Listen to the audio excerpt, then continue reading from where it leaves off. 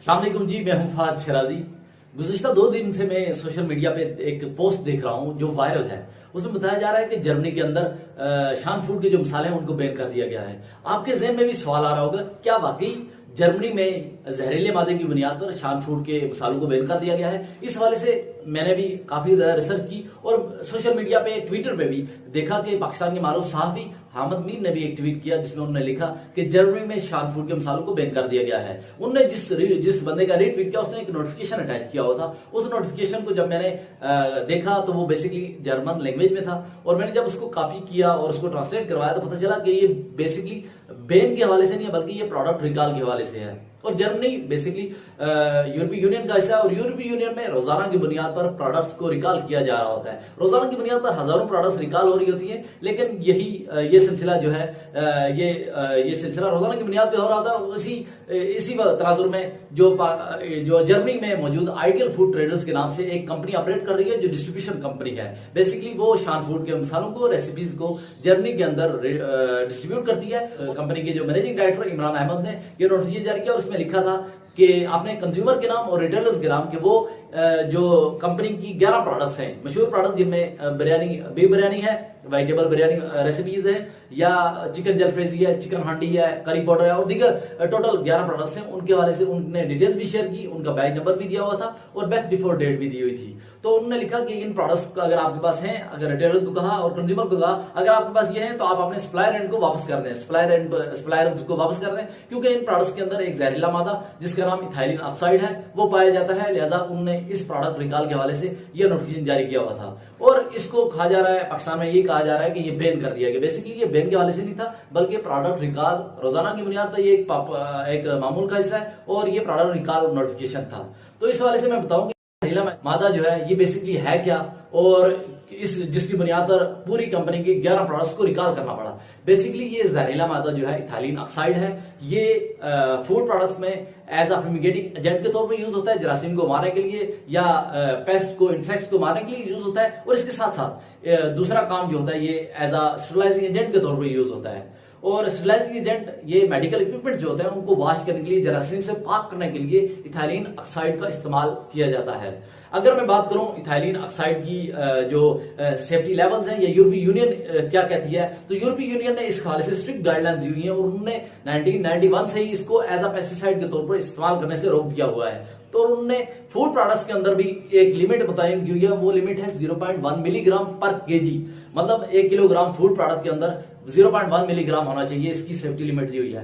0.1 milligram का मतलब है कि फूड प्रोडक्ट्स में ना होना चाहिए, बिल्कुल भी नहीं होना चाहिए ये इथाइलिन ऑक्साइड। ये इतना ज्यादा कार्सिनोजेनिक है, हैजर्डस है, जिसकी बुनियाद पर ये जो लिमिट्स हैं ये 0.1 मिलीग्राम यूरोपीय यूनियन ने रखी हुई है। बाकी कंट्रीज में इथाइलिन ऑक्साइड इस्तेमाल हो रहा है, लेकिन यूरोपीय यूनियन की जो कंट्रीज है उनमें इसके इस्तेमाल पे मुकम्मल तौर पर पाबंदी है।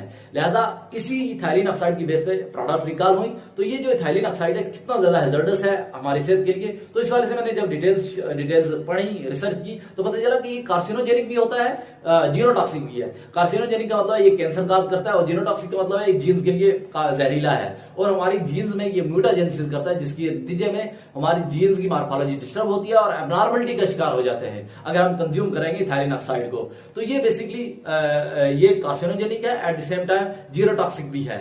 और हमने देखा इथाइलिन ऑक्साइड के हवाले से अमेरिका के अंदर काफी जो क्लाइमेट एक्टिविस्ट हैं वो भी सामने आए और उन्होंने भी कहा कि जो स्टरलाइजेशन प्लांट्स हैं अमेरिका में मौजूद जो स्टरलाइजेशन प्लांट है वो बेसिकली इथाइलिन ऑक्साइड को एमिट कर रहे होते हैं माहौल में। तो उन्होंने कहा कि जो स्टरलाइजेशन प्लांट जहां जिस साइट पर मौजूद है वहां पे इनकी पॉपुलेशन के लिए ये इथाइलिन ऑक्साइड मुज़र सेहत है। लिहाजा इन स्टरलाइजेशन प्लांट को एनवायरमेंटल प्रोटेक्शन एजेंसी ये मजबूर करे कि वो इस इथाइलिन ऑक्साइड की एमिशन को रोकने के लिए इकदाम उठाएं। तो ये इंपॉर्टेंट चीज थी जो इथाइलिन ऑक्साइड के हवाले से, माहौल के हवाले से चल रही थी। तो ये भी मैंने शेयर किया आपके साथ। अगर मैं हिस्ट्री की बात करूं तो यूरोपीय यूनियन में सितंबर 2020 में भी इंडिया की कंसाइनमेंट जो सीसम सीड के हवाले से थी वो भी रिजेक्ट हुई थी, क्योंकि सीसम सीड के अंदर इथाइलिन ऑक्साइड काफी ज्यादा मिकदार में पाया गया, तो उसकी बुनियाद पर इंडिया को भी अपनी प्रोडक्ट्स यूरोपीय यूनियन से वापस रिकॉल करवाना पड़ी।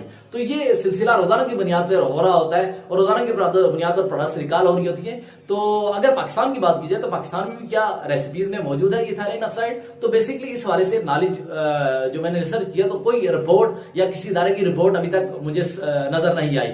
ये इसकी बुनियादी वजह यह है कि पाकिस्तान में मौजूद जो फूड बॉडीज हैं या फूड अथॉरिटीज हैं या टेस्टिंग लेबोरेटरीज हैं, बेसिकली अभी तक वो बेसिक जो लेवल्स हैं, बेसिक जो फूड आइटम्स हैं, मींस मिल्क है या स्पाइसेस हैं, उनके अंदर मिलावट जैसे इश्यूज से नंबरदार है। रोजाना की बुनियाद पर केमिकल मिला दूध जो है वो तलब किया जा रहा होता है, या गटर के पानी से तैयार करदा जो सब्जियां हैं उनको तलब किया जा रहा होता है। बेसिकली हम अभी तक जो है मिलावट जैसे इश्यूज और इन इश्यूज जो बेसिक इश्यूज हैं उनके साथ हमारे इदारे नंबरदार हैं, जबकि इस पेस्टिसाइड के इश्यूज को एड्रेस करना या हैवी मेटल के इश्यूज को एड्रेस करना काफी दूर की बात है। इस वजह से एक और जो ड्रॉबैक ये है कि हमारे इदारे वेल इक्विप्ड नहीं है, हमारे इदारों के पास रिसोर्सेज नहीं है कि वो रोजाना की बुनियाद पर इस पेस्टिसाइड लेवल तक या माइक्रो ऑर्गेनिज्म तक लेवल तक या जो हैवी मेटल्स लेवल तक फूड के अंदर कंटेमिनेशन को जज कर सकें। लेकिन हमें चाहिए कि हम अपने इदारों को मजबूत करें, इकोनॉमिकली स्ट्रांग हो,